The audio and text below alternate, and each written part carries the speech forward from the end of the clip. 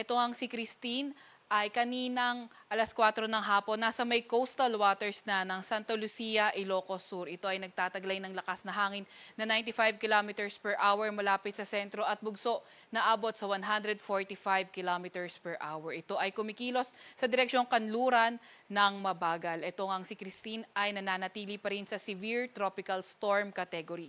Maliban nga dito kay Christine, may minomonitor pa tayong low pressure area sa labas naman ng ating Philippine Area of Responsibility. Itong low pressure area na ito, nananatiling mataas ang tsansa na maging bagyo in the next 24 hours. At nakita nga natin yung posibleng path na tahakin nitong low pressure area na ito, posibleng lumapit ito sa may northern Luzon area o hindi kaya mag-recurve. So, dahil malayo pa nga or maraming araw pa yung pagdadaanan natin, ay mataas pa yung uncertainty, kaya lagi tayo mag-antabay sa mga ilalabas na update ng Pag-asa. So, tingnan naman natin yung magiging track nitong si Christine. Naasahan na nga natin na by tomorrow, lalabas na ng ating Philippine Area of Responsibility itong si Christine. By tomorrow afternoon nga, and then, inaasahan na natin dahil papunta na nga itong si Christine sa karagatan, ay posibleng lumakas na nga ito habang kumikilos sa West Philippine Sea area. Inaasahan naman natin na in the next 5 days, mananatili ito as severe tropical storm, pero hindi pa nga rin natin nirule out yung tsansa na ito ay maging isang typhoon category. Dahil nga rin dito kay Christine nakataas ang tropical cyclone wind signal number 3, sa may Ilocos Sur, La Union at Pangasinan. Signal number 2 naman sa may Cagayan, kabilang na ang Babuyan Islands, Isabela, sa may Quirino, sa may Nueva Vizcaya, sa may Apayao, Kalinga, Mountain Province, Ifugao, Abra, Benguet at Ilocos Norte.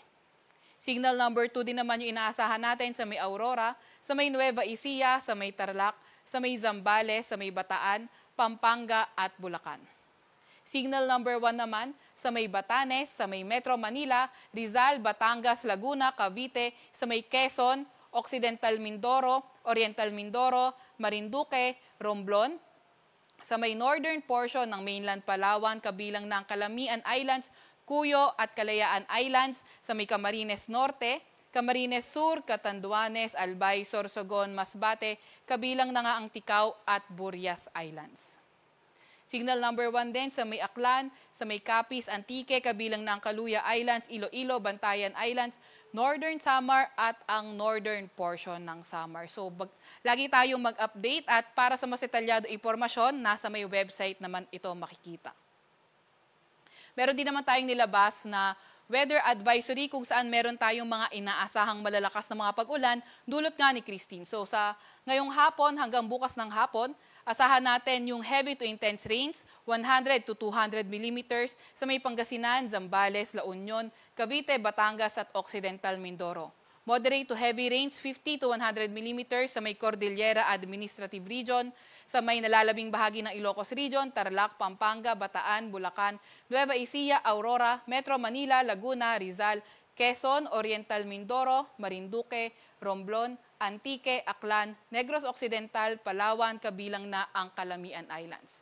By tomorrow naman, heavy to intense rains sa Pangasinan, Zambales at La Union at moderate to heavy rains naman sa nalalabing bahagi ng Ilocos Region, Bataan, Antique, Aklan at Negros Occidental.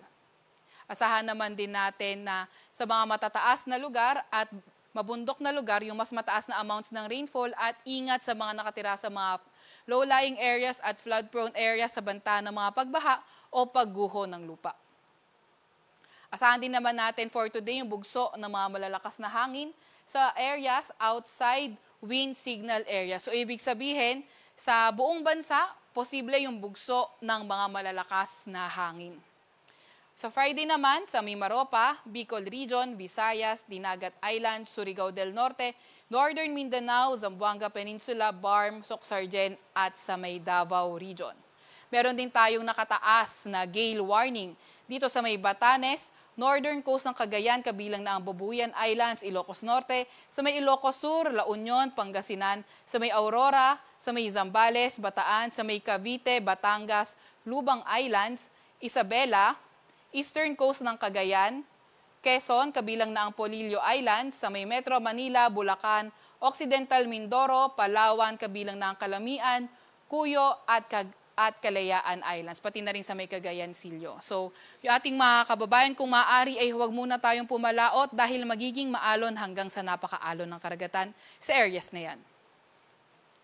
Meron pa rin nga tayong gale warning, Camarines Norte, Camarines Sur, Catanduanes, Oriental Mindoro, Marinduque, Romblon, sa may Burias Island, southwestern coast ng Negros Oriental, Negros Occidental, Guimaras, sa may Iloilo, Capiz, Aklan at Antique. Meron din naman tayong storm surge warning sa may Aurora, sa may Cagayan, sa may Ilocos Sur, sa may Isabela, sa may La Union, Pangasinan at Zambales. Sa detalyadong impormasyon, bisitahin lang ang aming website, pag-asa.dosc.gov.ph. Under tropical cyclone, may kita natin yung forecast storm surge. So, itong mga area na to, kailangan mag-ingat tayo sa mga storm surge.